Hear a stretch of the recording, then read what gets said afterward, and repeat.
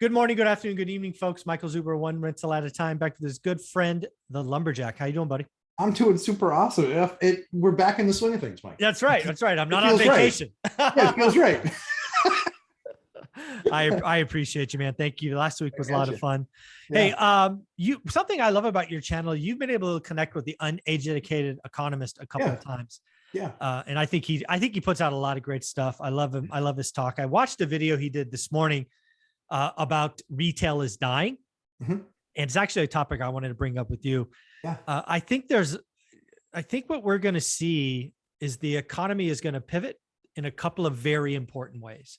Okay. And I wanted to run this by you. So first and foremost, the last couple of years have been about stuff, right? Yep. I'll use Amazon as just a generic example, Mhm. and the home, i.e. fences and raised flower beds and all of these things that the uneducated economist references. That stuff is done.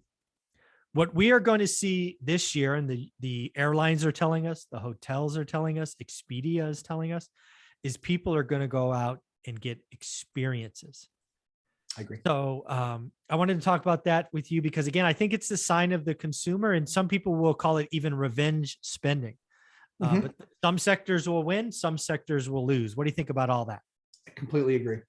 Yep, completely agree. I think that there's a lot of folks that have now gotten settled in their new home that have bought, they were part of the 6+ million people that bought last year, and the ton of people that bought the year before that. And yeah, I think people are finally kind of settled in their home. They've done the home projects that they wanted to.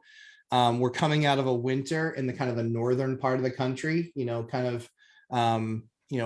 little bit further north than the Mason-Dixon line, but largely speaking, pretty much everybody in the north is now finishing thawing out, Mhm.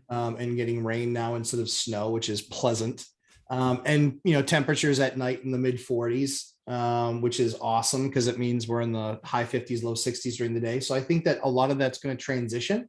And I think with the national health, getting better, markedly better, I think that we're largely in the position where I agree with you. I think people are going to be finally taking the opportunity to say, we need to do a month. I think if you're an Airbnb right now, you're probably pretty thrilled about what your summer looks like.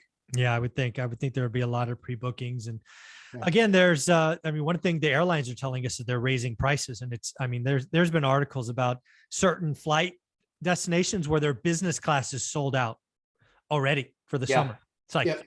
that's not normal, right? No. Barry Sternlicht, who's I'm just a big, huge fan of Starwood Hotels. The guy's brilliant. In the craziness of the world health situation, he actually reached out to a bank in Germany, got $100 million loan at 1%. Oh, genius. So it's like he's like, yep, lots of stuff going on. We just secured $100 million at 1% and fixed rate debt. Like that makes life a lot easier to maneuver and navigate. And I think so. What I believe is going to continue to happen, I actually, just for giggles, I called a couple of vacation places around me. One of them has about 100 and I think it's 175, 180 units under management. They're weekly rentals for the 12 weeks of summer. Mhm. I was given 6 weeks as an option between their 180 total. Oh, wow. You can be here or here or here. You got 6 choices. Six choices, 6 specific weeks. And they were like, 2 of those were cancellations. And like the other ones were like the last week in August where everyone's getting kids back to school. So it's like, but people still were taking those in these other buildings. So, I mean, that tells me all that I need to know about the vacation rental space. Yeah. Because a lot of that stuff, that's pay up front. A lot of that's pay up front. And so, I mean, that's 100 and, call it 180 times 12 weeks of summer. Yeah. That's, I mean, we're talking about 22 or 2,160 vacation weeks booked in a 15,000 population town on the water. Yeah. It's really, this inflation thing is really going to, it's almost like the K-shaped recovery that we talked about a year and a half ago. Yeah.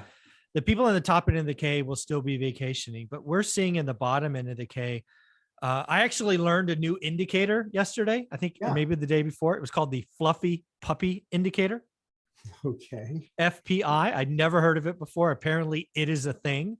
Okay. But basically the last 4 weeks, dog grooming, dog toys, and dog beds, whatever, all of that stuff, basically non-food Yeah. is all down double digits, Oh, wow. right? Interesting. Okay. Convenience stores. One of the things I've already taken away from the early earnings announcements that have come out is gasoline convenience stores are down. Foot traffic is down. All right. If people are going to, like, what do you buy there? Usually it's, like a water, a Coke, a Monster, whatever your drink of choice is. But the fact that that is down, that's a sign that people are making choices. And then I've had a couple of comments on my channel about nail salons. Yeah. Also are slowing down, right? So we're seeing truly discretionary spending fall in the categories that you would expect. Because again, I think there's a whole segment of the economy where rent, food, and gas it's eating up what little discretionary they had left. Yeah. I have the FBPI, Oh, what which is the French bread pizza indicator. I never heard of that. Yeah. So here's what's really interesting. So that's one of those things for us as a family that's super easy. When Ash is at the hospital with the baby, I can actually make those for the kids and they love them and they're crunchy and they're good and blah, blah, blah, all this good stuff. So for me, the indicator is people aren't ordering out. They're making that same food that they like that they usually would order out for now that they're buying it and eating it at home. What's extremely interesting to me is my wife is literally driving 45 minutes from our house to get the only French bread pizza that's available in 6 Walmarts. Oh, wow. Supply chain issues.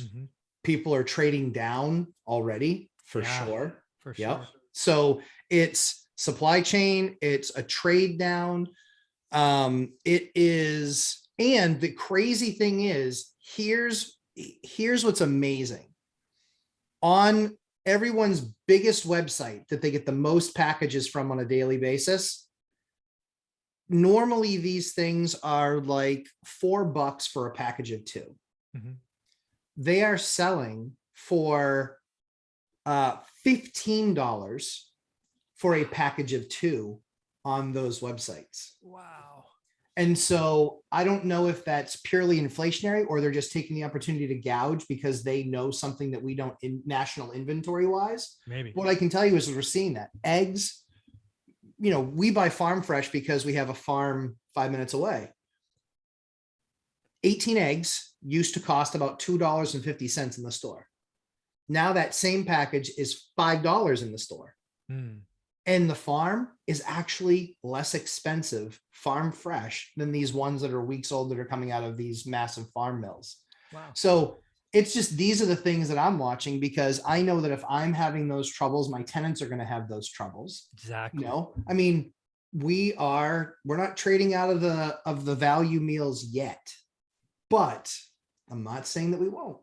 And the pricing, I mean, it's crazy. We went and we did family of 4 at McDonald's was $33.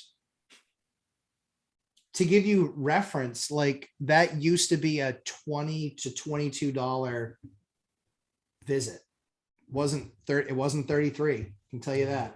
32. So yeah, I don't disagree. I think retail, I mean, and the other thing too is that I get that they're rising those costs. They have to cover their employee costs.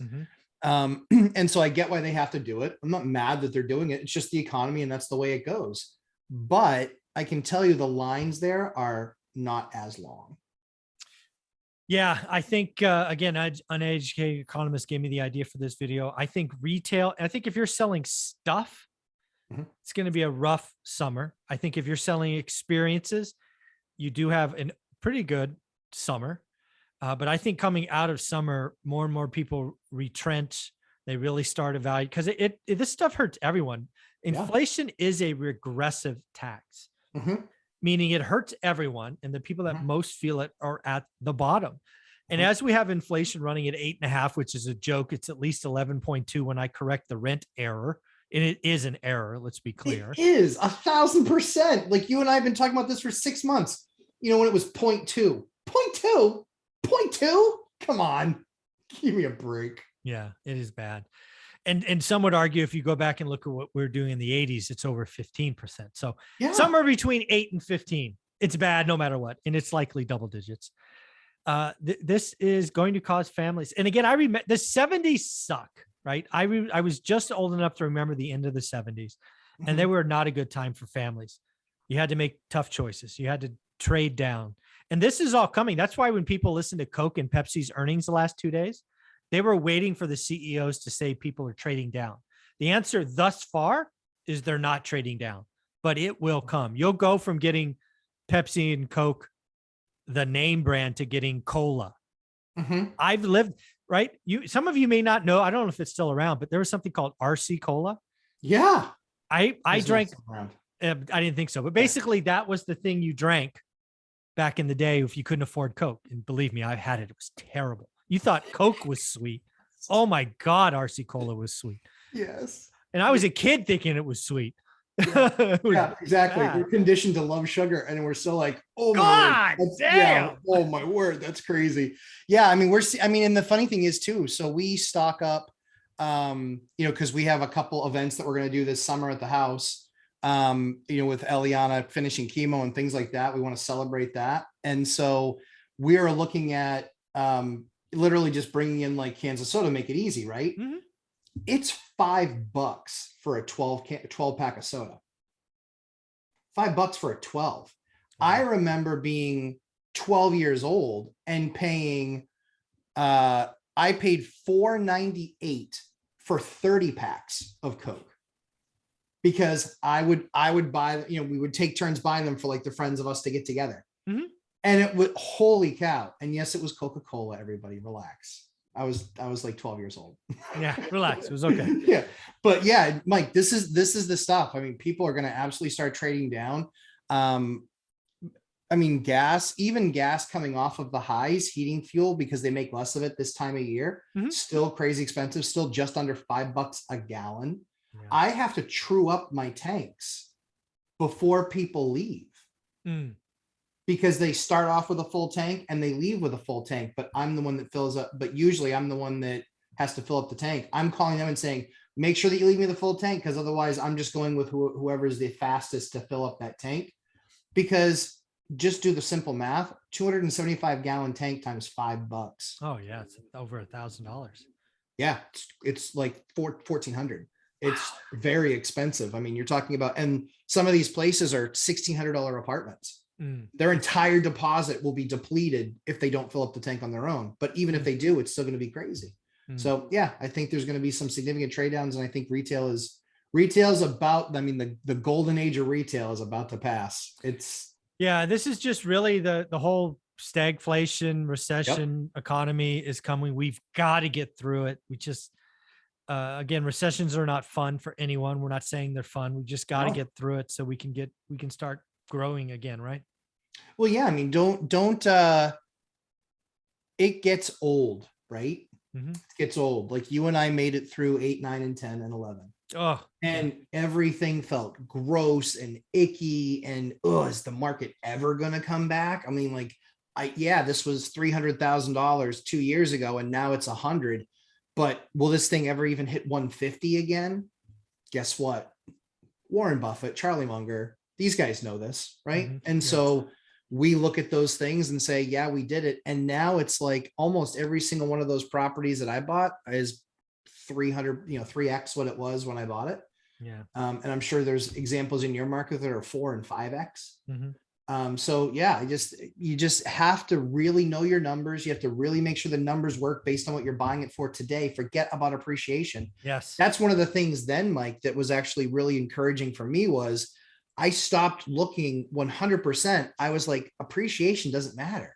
I need it to cash flow today. That's all I need. Yeah. That was the big thing that I kept. It's always been a part, and it's even a bigger part now. For sure. Is not on any of my spreadsheets. Yes, it happens. I'm not an idiot, but I don't want to count on it. Nope. It's got to cash flow. It's got to be the best yield. That's what I hope people take from one rental at a time is I have bought deals in all markets. The key is I only buy good or great deals for the market I'm in. I don't argue the market. I buy good or great deals today, right? The day I'm in. I don't wish for the past or hope for the future. It's like, is this a great deal in my market, in my buy box? And if it is, I do every great deal I can. It's that simple. I don't worry about short-term fluctuations. I know my debt structure is put in place. And that's why I'm set up to profit. Again, if my words matter, I hope my Fresno market falls 75%. I hope it does. I don't think it will, but if my words matter, I've said it. I hope it falls 75%. And that's the funny thing in talking to people when they leave comments, which we love comments. Like if you have questions, things like that about what we cover, absolutely. But if you're there literally just to troll and say you're going to lose it all, then you don't understand debt. You don't understand debt structure. You don't understand how businesses work. I promise you, our 20 years each in a market, understanding all of the machinations and how everything moves is going to be far more informed than your 7 crisis videos. Yeah. Just way it goes. And so I think too many people, like, I think if you can be talked into something, you can be talked out of something. Yeah. And I think that too often people are talked into things and talked out of things. I'm not trying to convince anybody to become a real estate investor. If you're interested in being a real estate investor, this is what I did and how I did it. And this is how I manage my business today. Period. That's it. There you go. And if somebody wanted to see that, where would they go? Lumberjack Landlord on YouTube and on Instagram, and then 11:30 a.m. on Eastern time. We do about 3 hours of general discussion, a lot of regulars, but then some other folks, new folks come in, and everyone trying to help each other, which is the community part of this that I love. Awesome. Thanks, brother. Thanks, Mike.